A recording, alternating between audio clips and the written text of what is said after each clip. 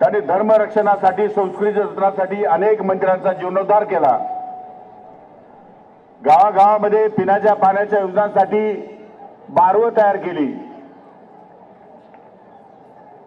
प्रसंगी आपलं राज्य, आपलं स्वराज्य टिकवण्यासाठी दुश्मनांच्या बरोबर लढायला सुद्धा त्यांनी कमी आयुष्यामध्ये कधी केली नाही, दाखवली नाही. शेती, सिंचन आणि कुटीर उद्योगातही त्यांनी वेगवेगळ्या प्रकारचे प्रयोग करून जनतेला आर्थिक उन्नतीचा मार्ग या ठिकाणी दाखवण्याचा प्रयत्न केला आहे. पुण्यश्लोक अहिल्यादेवीच्या स्मृतीनिमित्त मराठी संस्कृतीचा वारसा सांगणाऱ्या देशी खेळांच्या स्पर्धेच्या उद्घाटनाच्या कार्यक्रमात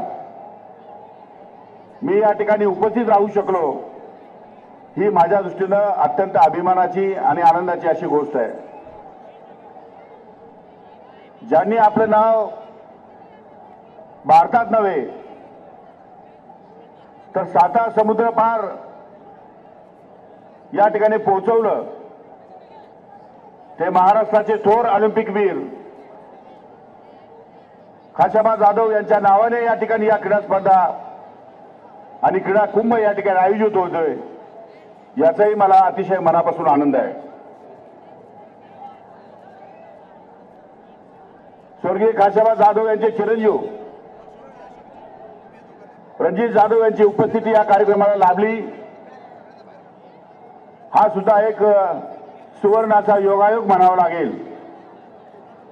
आणि हे सगळं एका माळेत जुळून आणणारे आमचे मित्र, आमचे सहकारी मंत्री मंगलप्रभात लोढा, मुंबई जिल्ह्याचे पालकमंत्री